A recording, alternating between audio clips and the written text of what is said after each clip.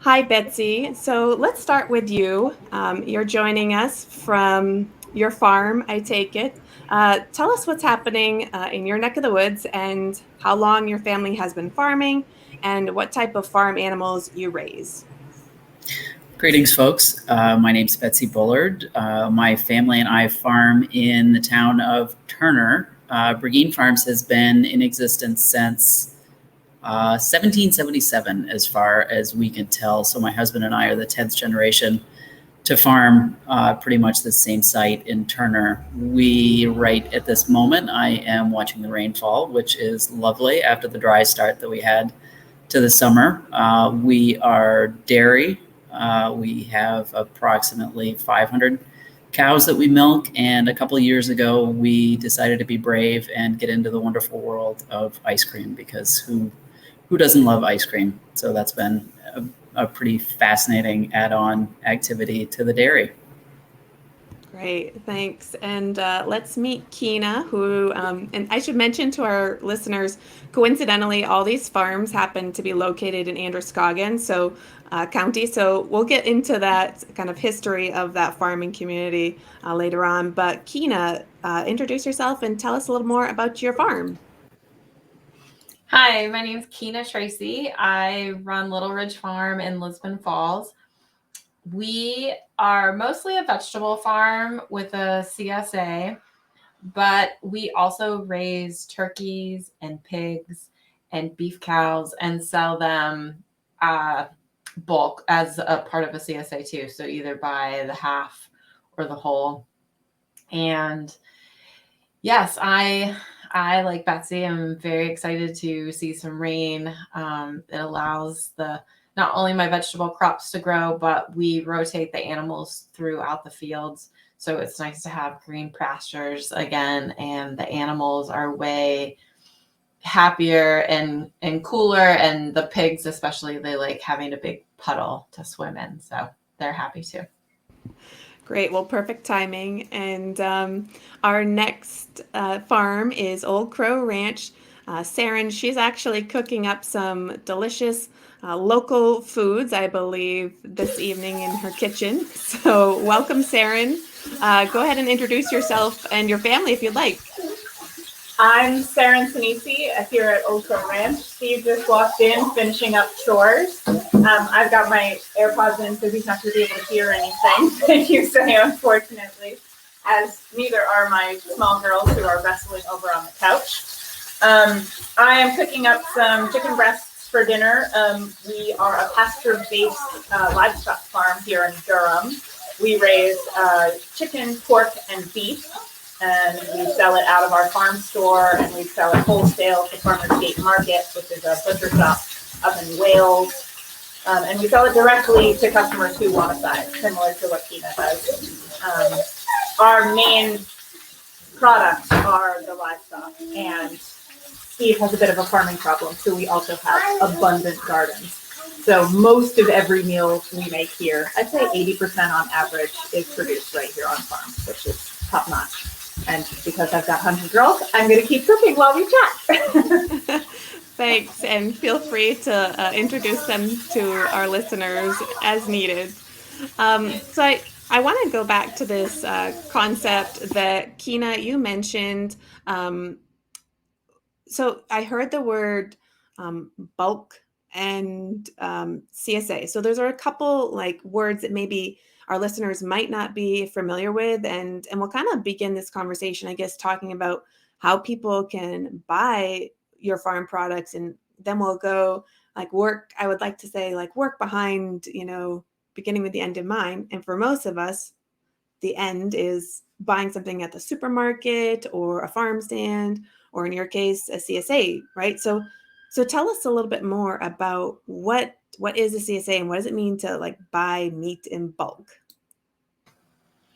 So a CSA stands for Community Supported Agriculture, and it is a way for the farmer to know how much food to raise. So for me, I know how many customers I'm going to have in advance, so I can figure out about how many animals I need to raise or how much vegetables I need to raise.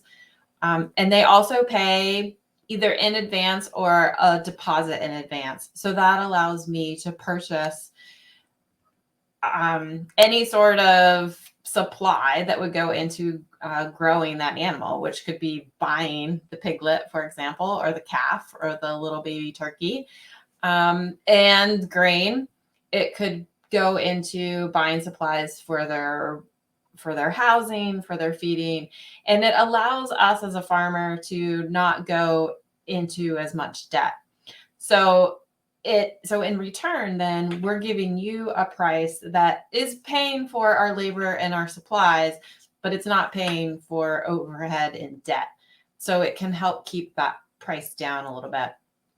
And then by buying it in a larger quantity, for you, the customer, the price is generally smaller than if you're buying it specifically by the piece, cuts by the piece. So for example, in a beef cow, steaks generally are way more expensive than hamburger. But when you buy a side of a beef, it ends up averaging out. And so you're paying the same price for the steak and hamburger. So not only are you getting a better deal, but you're getting meat that is way healthier for you and the environment. And it also is it tastes way better and is fresher too. So we do sell our product mostly through the CSA, the Community Supported Agriculture. We do have an online store now that we have some cuts that are for sale by the piece, but mostly it's just hamburger because an animal only has so many steaks. So seems to be a lot of ground beef. The pork I always sell out. So I've never sold those by the piece. I only have enough land to support 14 pigs. So those we only sell through the CSA.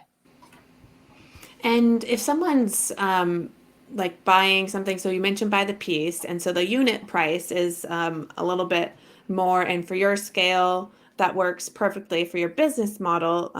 And do they get it all at once as part of the CSA, or should they have I've heard some folks say we might want to have a freezer chest. It's really more of a longer term investment too, to keep that quality where you want it to be. So any tips for your customers that way? Well, we're really lucky. The butcher, the processors in Maine are conscious of, they do a really good job. So they package the products really well. So where we get ours processed, everything comes vacuum sealed in a package and has the label on the front. So that vacuum seal versus the old fashioned butcher paper, actually, it prevents freezer burn, and it allows meats to be kept longer than what they used to be. But yes, you would need a freezer. Like a half a pig or a quarter cow is about 4 cubic square feet, which is the size of a regular freezer on a refrigerator.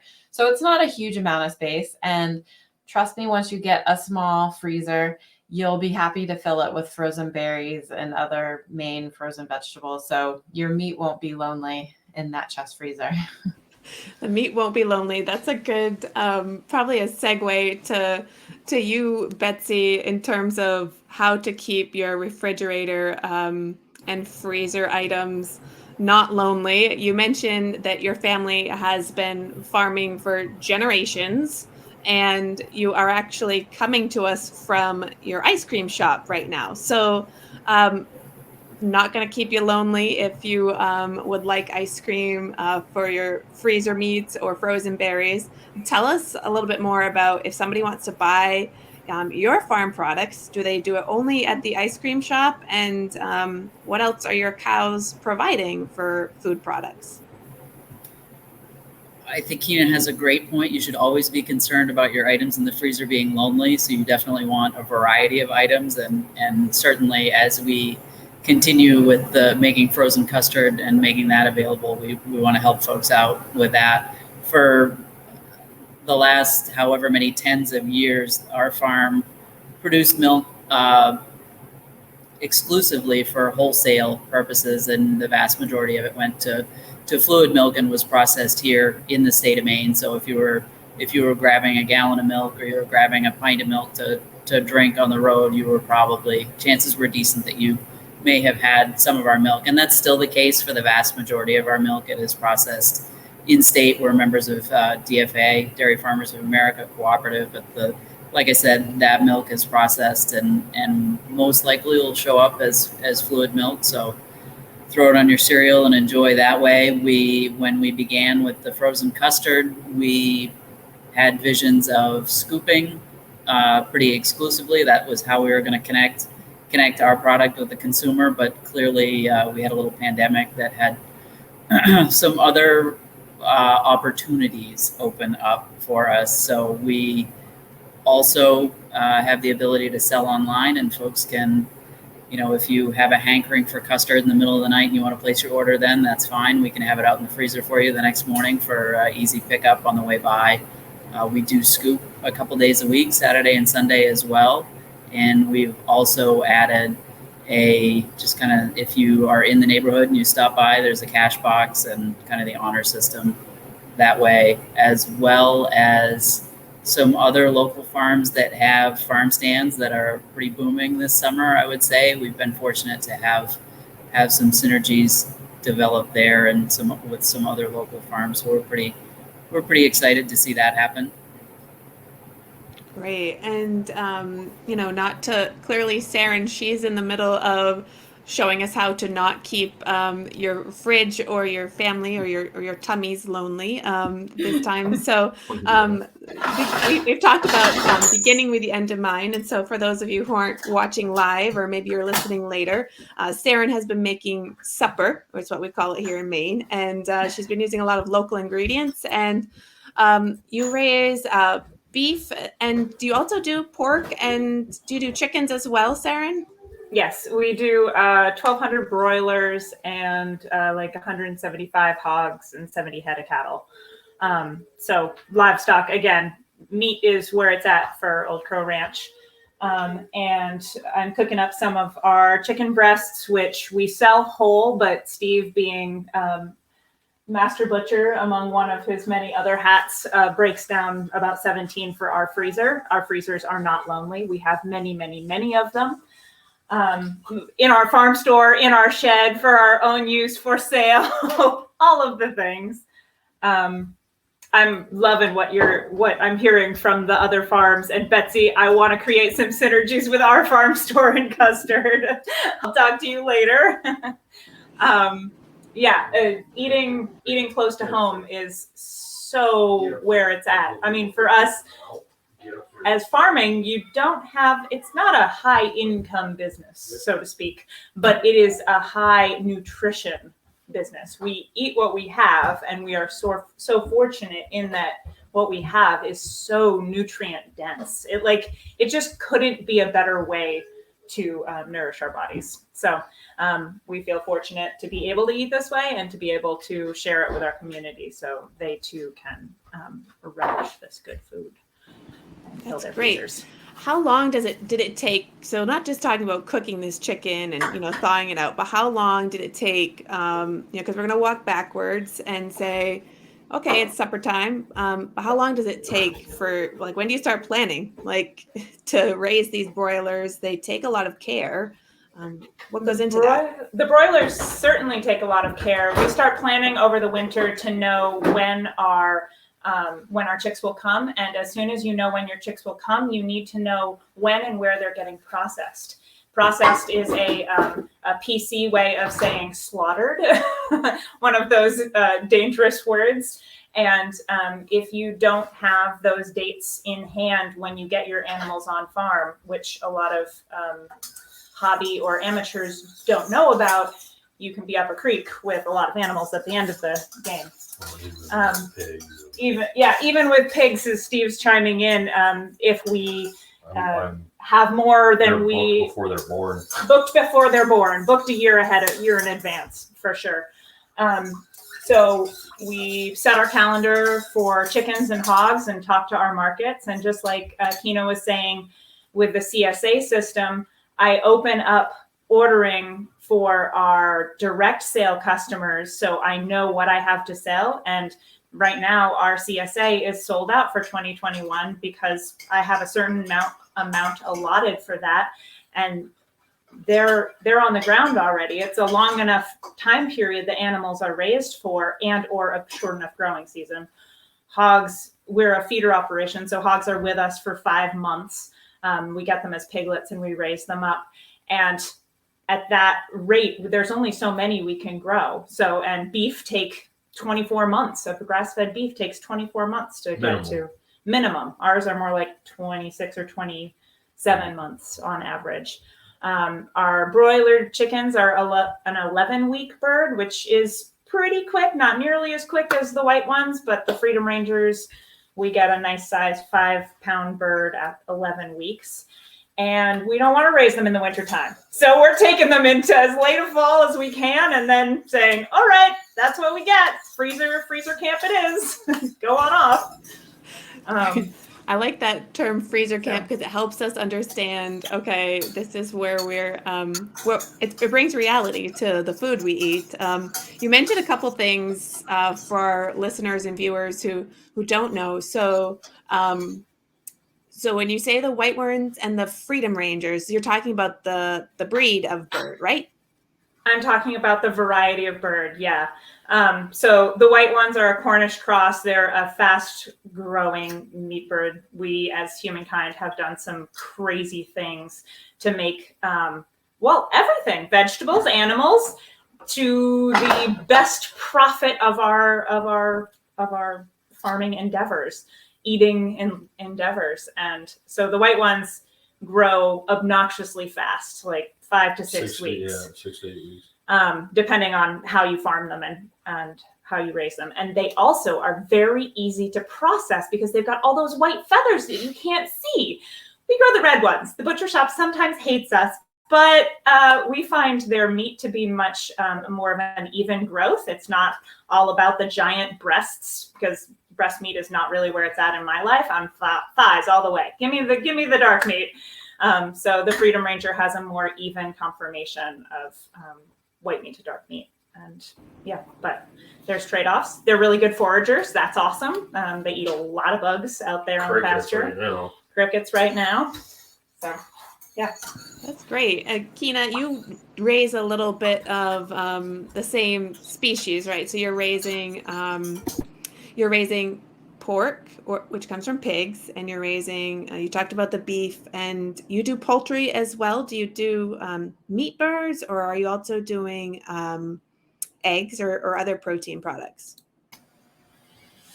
I actually just do turkey for as far as poultry goes. I buy in eggs and chicken from other farms to resell. For my, it's too fast. Like the chicken process is too quick. It's better for me and the layout of my farm. So the turkeys I get the first week of July, and they get processed in like about the second week of October. Definitely some customers get a little frustrated that they're getting a whole bird in October rather than November, right before Thanksgiving. But the reality is, because my animals are pasture raised and they're not raised in a barn, the weather gets pretty nasty in November. It gets cold and icy and rainy, and their water's frozen every morning, and they're taking the grain, which they're consuming on top of the forage that they're consuming in the pasture, and they're using that to keep their body warm rather than to put on weight. So basically, I'm spending money on food and labor for them to just keep warm. So by processing them by the second week of October, it's just before the weather gets really cold, and it's just before the grass really starts to die off and not have as much new growth and nutrition. So yeah, that's why I do that. and it's tricky sometimes to explain that. People have it in their head, oh, then a frozen bird isn't as good as a fresh bird. But when the bird is that fresh and that's only in your freezer for a short amount of time, it's amazing. It's really, really good. So. And there's a lot of care and effort that goes into taking care of them. You've mentioned that. So you source them from another farm, and then how long does it take to, like in a day to like care for the animal, and then walk us through that, from when you get the birds and, how you raise a healthy turkey. Yeah. So the turkeys come, I buy them actually from a hatchery in Ohio, and they come in the mail. And they come by the time I get them, they're 2, maybe 3 days old. And turkeys have basically zero immune system. Chickens have a bit more, but turkeys have zero. So when I first get them, A, they need water right away, and B, they need warmth. So by getting them in July versus earlier is also good because the air temperature is just warmer, because they want to be kept at 95 degrees for a couple weeks. And then beyond that, they still need heat lamps to stay warm. So I take them out of their little box and introduce them to the water and to their space. And this space is a very secure space, non-drafty space, protected from predators in my barn. They stay pretty closed up for the first 2 to 3 weeks with the heat lamps. They have access to water and food at all times. And then as they get older, so my barn door opens up. So I have screen on the door. So right now they're watching the sunset, although they're watching the rainfall right now. So at this point, though, they are about a month old. And here next week, I'll take that screen down and allow them to go outside and forage. And then at night, they'll go back down in my barn. Once they get a little bit older and just not quite so small for overhead predators to get, I will put them outside. They're in an electro net, and they have, it's a carport that I put on wheels. And so that's their shade mobile. And we have, they just have free range within their space. And every 2 to 3 days, then I move them to a new spot so they have fresh ground. Turkeys poop a lot, and they eat a lot. So you want to give them nice fresh ground. That way it makes it nicer for them and for us when we go in to care for them. They're pretty fun to move. They imprint on me. They basically think I'm their mom. So at this point now, when I move them out in the field, I can just take the fence down and they wander around a little bit and kind of explore. But then as soon as I have their new spot ready to go, I call them and they come right back and go into their new spot. They're pretty excited for new grass. Do you use a turkey caller? I don't. They just know my voice. And I don't know as much about chickens, so maybe they do it too. But the turkeys, they have different calls or chirps. And so there's the distress chirp. There's the I'm out of food or out of water chirp, or there's the happy chirp. And the happy chirp is really fun when they go into new pasture. They're like, do their little happy chirp. That's excellent. And so I love how you've described, just the level of detail that you know about your animals and the attention to detail that goes in like every single day of their life. We've heard a lot about what it takes for managing poultry. Betsy, I'm going to turn it over to you because unlike poultry, cows are a little bit different. They their bodies are actually very different as well. So what goes into the care and health of managing cows? Are you buying baby calves from a processor and having to heat them up, like you do poultry? we probably all know the answer to that, but for those of us who don't, tell us what it's like for a calf to go from being a calf to producing milk for your custard.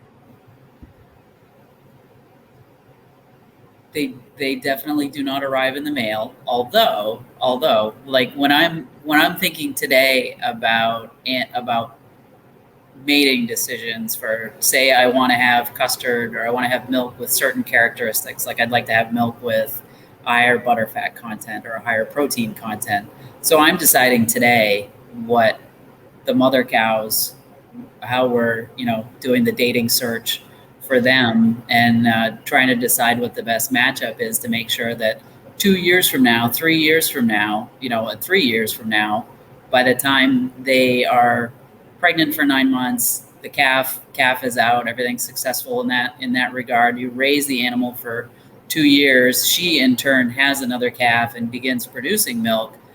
So that's a pretty long track to head down, but I'm making those decisions today for quite a long ways down the road. And I like the idea that each of us, Saren and Kina and I, are all lending a little bit more detail to what goes into the work before it ends up in your fridge or it ends up on your table or in your belly, because it's not very similar to I need to make a snap decision at the drive-through window sort of thing. That minimizes tremendously for the average consumer what the actual time that goes into creating those things that may come in a bag or in a clamshell carrier to be enjoyed on the drive home or to be enjoyed at your table at home. But as far as the day-to-day care, fortunately, you had a picture of one of my cows up in the beginning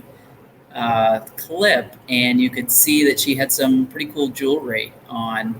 And since a lot of our work is based on preventative kind of things and trying to understand better what's going on pretty much all the time with our animals, and we're not necessarily close enough to hear those different kind of chirps, and cows mostly have chirps that involve feed me now or continue feeding me, or maybe you could feed me again. All of our cows have something the technology is pretty much like a Fitbit. So we're watching their activity all the time to see if today's activity is different from last Tuesday's activity, or if it's different from the month before. Do they feel okay? Do they feel better today than they did last month? And are we feeding them something different, or do they feel better today because it's 70 degrees and a little rainy versus last week where it was 95 and humid? And the answer to that is, yeah, absolutely. They're loving today, and 95 and humid isn't so much fun. So a lot of our work is around supporting these guys and making sure that we have enough information to make the best decisions for their daily care, and keeping them cool and comfy and fed, because they're pretty persistent about that. They like the food. So how do you know that they're feeling good about this? Like, what's the data telling you, and where do you get it? Is it something that comes do you get it emailed to you? Obviously the cows can't talk. They don't have thumbs. They can't type this out to you. So what's stored in that Fitbit jewelry for cows? Yeah, so that I can access that in a number of different ways. It's either, like everything, there's an app for it. So I have an app on my phone so I can check overall information. And there's also, I have a desktop at the dairy where I have information that contains that Fitbit information, as well as each animal's entire, think of going to the doctors and that whole file that your doctor has on how much you weighed when you were born, when you had all your immunizations, and any other health concerns or anything else that happened with you. Our cows have the same thing on the computer, and cows like to be bored. Like, their favorite thing is to be bored. If they can do the exact same thing at the exact same time every day, they are thrilled. Say it's daylight savings time or something like that. Thrilled is not the word that comes to mind. They have a different sort of noise that they make that day, and generally it's around, why is this different? What have I done to make you not as happy with me that you would cause my schedule to be different? So you can officially debunk that myth that farmers created daylight savings. Is that what I'm hearing, Betsy? If farmers did create it, I feel like their club membership is at serious risk. I think Saren would agree. Saren, give us a little update on how supper's going. You gave a little nod as well, and so I just want to pause to have you chime in on that. Daylight savings, interruptions to daily schedules. Daylight savings is so bunk. Who thought that was a good idea? I get to hear the rants yearly.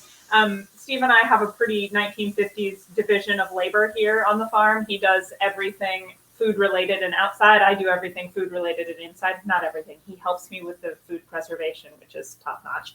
And I do all the marketing and sales and what have you. But he does all the animal care. But the day in the life, I love the routine, and he's adamant. He's like, no, the pigs have got to be fed 12 hours apart. And I'm like, that doesn't happen in the winter. Why does it have to happen in the summer? He's like, so I can get a full day of work in between chores. Okay, we love these 18-hour days. Who needs sleep? But I know you guys can relate. So regularity is key in both the animals' lives and Farmer Stevo's. And as he keeps a very meticulous schedule for the feeding of the animals and the regulation of the farm of what gets planted when. The last green beans, he realized he didn't have any seed, but it was on the schedule to be seeded. So we don't have the last planting of green beans, but it's not the end of the world because we've already put by a lot of green beans. So thumbs up. So it kind of sounds like good for, routine is good for animals. It's good for the farmers as business people. And I guess I would also kind of think about like bigger picture for our listeners who are just joining or might be listening later. We've been talking a lot about like a day in the life in general, and we're happy to discuss like this is what's happening during summertime. But what does a winter routine, and Betsy, I'm going to go back to you. What does a winter routine look like for a group of 500 cows growing up in Turner, Maine? The routine for the cows doesn't look any different in the winter than it does during the summer. In the summer, we do a lot of work around cooling. All that means is we have a bunch of fans because cows are not terribly efficient coolers on their own. In the wintertime, we do our best as the supporting cast for the cows to make sure that any of the extremes of the weather that they're protected from those. Cows are actually happier with cold weather than they are with hot weather. They don't love hot weather. They don't cool themselves particularly efficiently. So 30, 40, 50 degree day is a lot more fun for them than a 90, 95 or 100 degree day. But they still like to be bored even in the wintertime. So whatever we need to do, whether it's some extra hours of plowing or whether it's some extra making sure a generator's hooked up someplace if there's any interruption in power, those are the biggest things that we can do in cold weather to make sure that those guys have the exact same thing going on every day. So let's touch base on that backup power system, because the routine is part of what keeps the cows happy and healthy. And then in turn, as we've heard, a nice well-stocked freezer or fridge. Backup power, like, simple question. If I've never been to a farm, why do we even need backup power on a dairy? Yeah, because pretty much everything we do is dependent on electricity from the pumps on the wells that provide the water to the cows, to the lights that come on to make sure that everybody's operating in a safe and predictable sort of manner. Nobody likes surprises in the dark, to all the machinery that ensures that the cows are milked in a consistent and sanitary kind of way. So it's a big deal. When the ice storm was, however many years ago that was, there was definitely lots of generators that moved across the countryside to ensure that both animals and people were cared for, and then that end product was stored in a manner that maintained the safety and eatability of those end products as well. And so, for our listeners who didn't know what this ice storm is that we're talking about, it happened in 1998. And I've actually heard from a lot of farmers that, moments like that are what really kind of show a testament to the value of farming. So, we've just interviewed a handful of farmers over the past 3 episodes, but community really plays a role in that. So, I think it was really fascinating to hear. If you ever go to like the ag trade show, you'll hear farmers talk about, oh, well, such and such an event happened, such and such a need existed, but they really all come together. Have you experienced any other kind of senses of building community within agriculture? I mean, your family's been doing this for, you said, I think 10 generations. Well, I think that sense of community is one of the overarching characteristics of our farming community. I mean, I think folks are all pretty. Try that better. Back again. Sorry about that. I think we're all pretty aware of the fact that there's no one of us that kind of exists off in the woods by ourselves. We rely on, whether it's the infrastructure that exists because all of us are here, or it's some, if heaven forbid something bad happens, or some sort of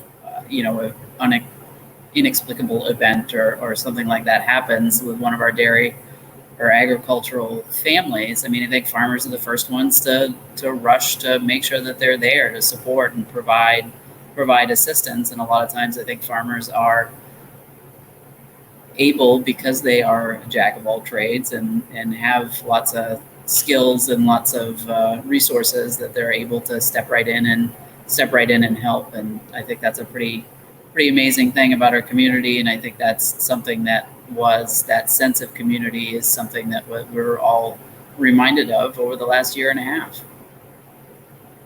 Yeah, and Saren, you've actually kind of developed a different sense of community, certainly on your own farm with a different enterprise, helping people understand and get connected to that community. Tell us more about that.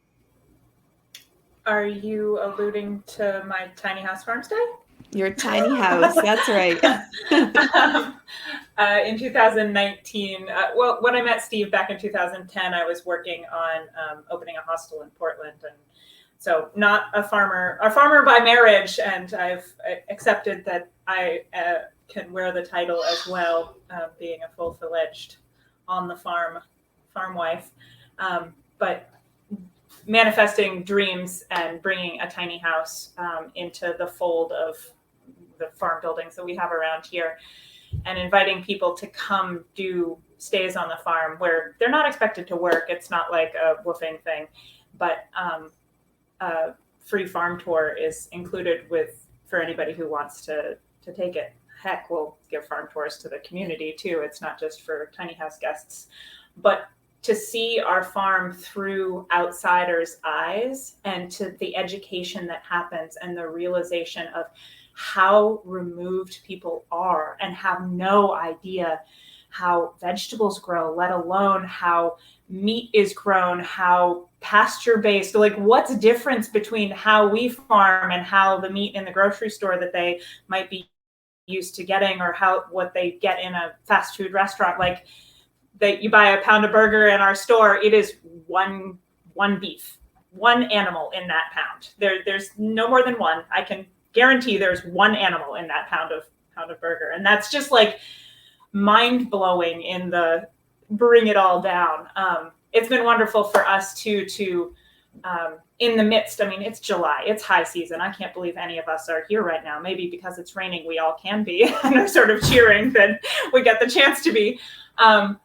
But amidst the crazy that is especially summer season in Maine, although with a dairy and with animals, it's year round for many farmers, it's nice to take a breath and be able to see the bigger picture of the farm and of of the romanticism that everybody says, oh, farming is so wonderful. I want to be a farmer. Mm-hmm, sure you do. Yep.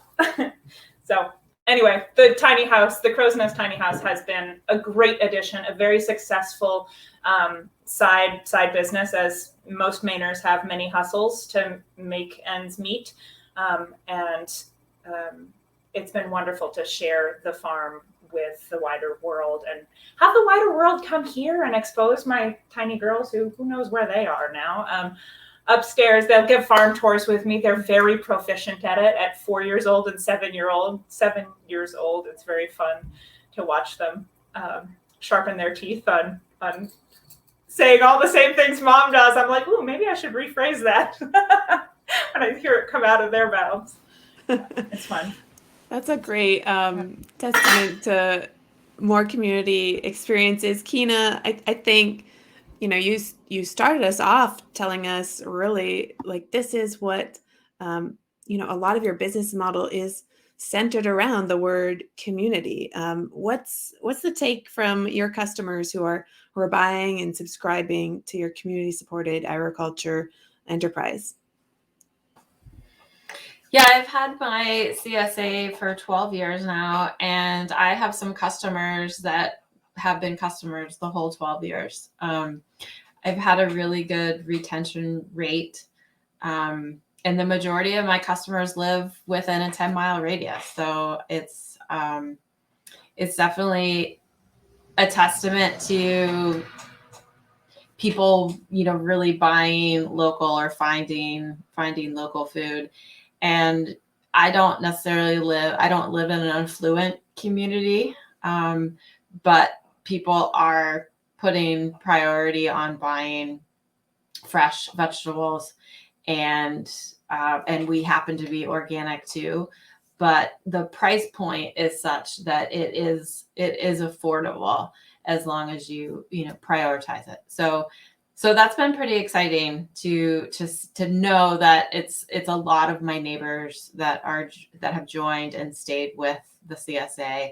It's been really fun to see their kids be born and grow up on the farm and play with the dog or the ducks or pick berries or pick flowers, and then all of a sudden start driving their parents to the farm to pick up their share. So so I've met a lot of the community that way, and I'm very grateful. In fact, actually right now my my tractor broke this past weekend, and I put it out to the CSA, and I had a very generous CSA member. He loaned me his tractor. So I have another tractor that's way more high class than my general farm tractor, but it's in this hot, humid weather, I've even had AC. It's pretty pretty plush. But I'm just so grateful that people are willing to trust me and loan their tractor out when I'm in a pinch, because we're at the last stretch of the summer here to get vegetables in the ground so they can grow before the fall. That's awesome. And we'll continue to go around the horn, I guess. But Betsy, I think we've had this concept about, and Kina touched base on it a little bit about, food access and being able to find something that's from Maine and that can be local. And you talked about this at the very beginning. You do have value added products in the custard, but you're also providing food year round in milk and whatever products come from milk that your cows might provide. So if somebody's looking for that, how do they find that? If you don't have a CSA per se, but what's a tip for shoppers or people who might want to be shopping for others?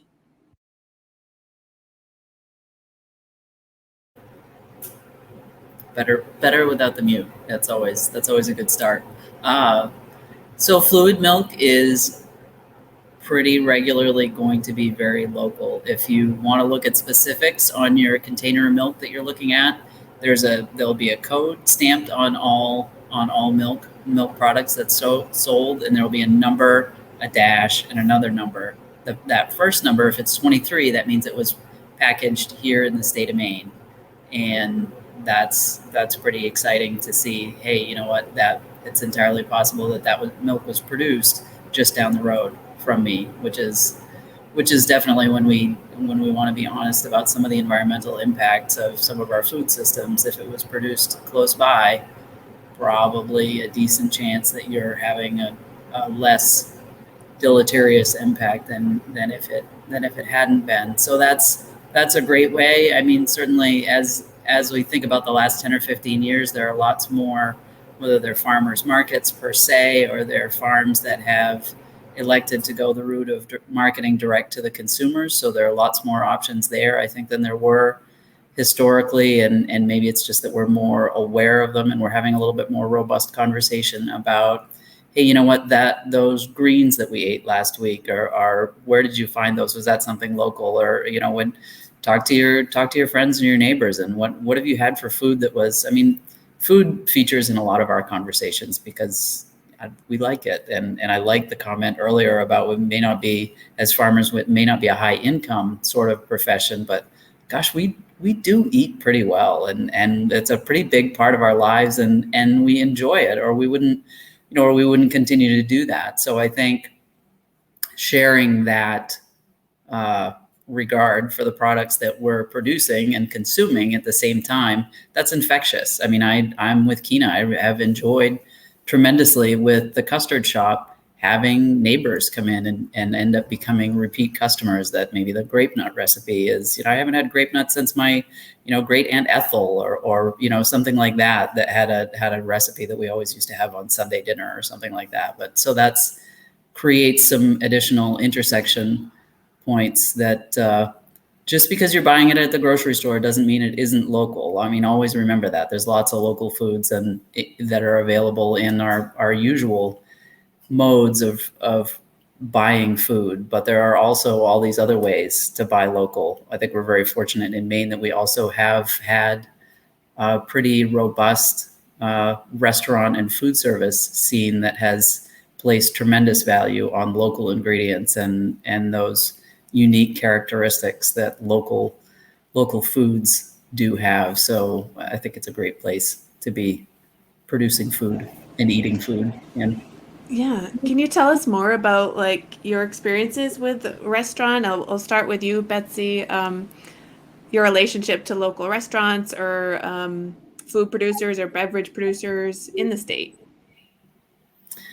Yeah, so we have both from the standpoint of being a consumer and dealing with some more food service type folks. For example, we elected to add coffee to our ice cream shop, and we figured that we were committed to making a really high quality ice cream frozen custard product, and it would be just a tragedy really to pair it with something less than fantastic. So we spoke with the folks at Coffee by Design and learned about coffee, and had the opportunity to talk with other folks who are really passionate about the food item that they work with. So that was great to see some synergies there, as we have some small eateries, whether it's like with a golf course locally or something like that. Again, that's where we see some of those folks placing value on locally sourced and locally made. And that's a lot of fun to talk about. So what's your feature flavor going to be this month? I mean, is it lemon custard with a blueberry cobbler, or is it, we're going to do something that involves maple or something seasonal like that. And we're small enough that we have the ability to customize some things and to work with that. So that's a fun process. And is that local connection? So we're talking about human food, but do the cows also get some local food too? So the cows are amazing. Like, their superpower literally is that they can take food items or discarded food items that would be headed to a landfill someplace and turn it into milk. They have giant onboard fermentation vats, so they can take things like the spent grains from beer production. Like we get brewers' grains, spent grains from Allagash Brewery, so our cows eat as much of that as we can pair with the other locally grown things like grass and corn silage that they eat. We feed whey that's a byproduct of yogurt making. So again, these are things that would go to a landfill otherwise or be disposed of some other ways, and our animals are capable of turning them into high quality protein that people can make the most of. So that's a lot of fun. I've been in other parts of the country that are, I think, larger veg crop growers than we are necessarily right here with us, and everything from cull sweet corn to cull beets and I will say that encountering a large number of animals that have been munching on cull beets is a little bit disconcerting. Not quite sure what's going on with the red frothing at the mouth kind of thing, but they can turn those beets into high quality milk or meat just as easily as they can the things that we think of as commercially packaged grains or things like that too. So a lot of recycling happening to keep it local in ways that we don't always think about it.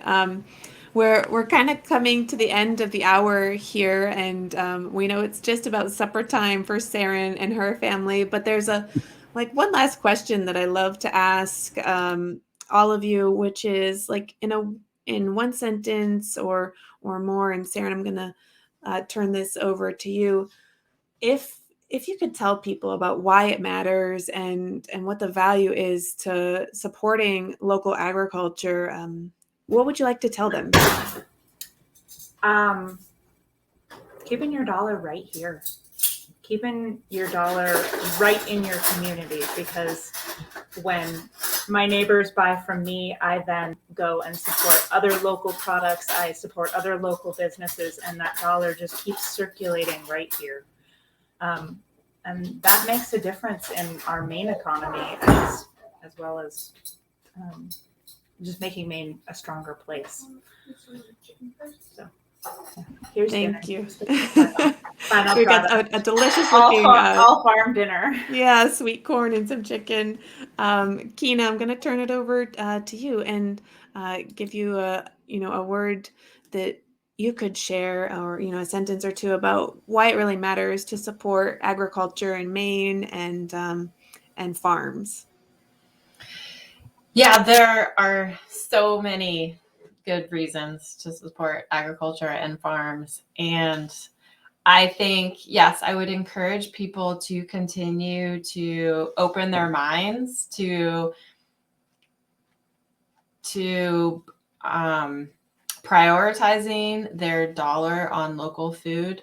And I think that they'll be happily surprised to realize that it's not as expensive as they think it is, or not as accessible as they might think it is. And I would also just encourage people to continue to educate themselves, listen to podcasts like these, and to understand, like, we all were nodding our head in agreement that we all have our processing dates for our animals set up a year and a half in advance because there aren't enough processors. And that's starting to be a real big deal. And there have been processing places that have wanted to open, but communities are shutting them. They advocate that they don't want them in their backyard. So I think it would be really good to just educate yourself on what the processing facilities look like here in Maine. They just look like farms. They don't smell. They treat their animals really well. They're kept clean. And we as growers need those facilities so that then we can continue our livelihood, but also continue to provide really incredible food for you, the consumer. Thanks. Excellent. And Betsy, we'll finish with you. Any final thoughts about why it matters to keep supporting farms for hopefully future generations of Mainers and farmers? I agree wholeheartedly with both Saren and Keena's comments. Absolutely keeps the money local and absolutely has a huge impact on what our local communities look like. When we think about that enigmatic quality of place that Maine has that folks talk about, like I can't really quantify it. Well, a lot of it has to do with a robust farming landscape in the state, and I would agree. I would encourage folks to ask questions. Find a farmer and ask him a question, or find Ann and ask her a question. If you're curious if I bought this in the grocery store, was it local, or I bought this at the farmer's market, or do you know of another farmer's market? Just ask. I mean, they're more than farmers as a whole may appear a bit gruff occasionally, especially if it's daylight savings day or something fun like that. But more than happy to share their wisdom and to tell you what a day in the life on a farm looks like, and seek that out.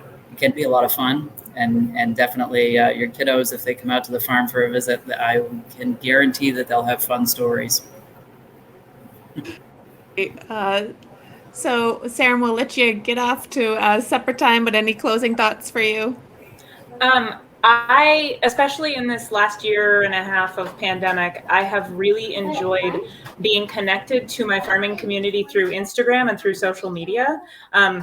Yeah, we're on social media. Follow us if you want, but I love following other farms. Like my feed is just other farms to see what other people are doing. I get great ideas. I ask questions. I mean, it's a pretty easy way to connect. So as a starter method, search for farms around you and see if they have a social media presence that you can get a little taste of, and see whether, oh, open farm day, they're doing open farm day, I could go and check it out, whatever that means. They have store hours, I could go to the store hours. Yeah, I could join the CSA, I could go get a scoop. So That's great. I really appreciate all four of you taking time to, it is busy, and I just want to reiterate to our listeners, we had this session in the height of summer. It's a really busy time of year, and if you're not from Maine, this is primo daylight hours, and although all these folks raise livestock, they also do a lot of other things in agriculture.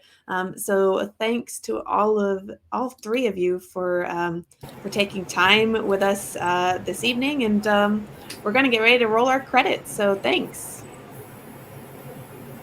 Thank you. Thanks so much for having us.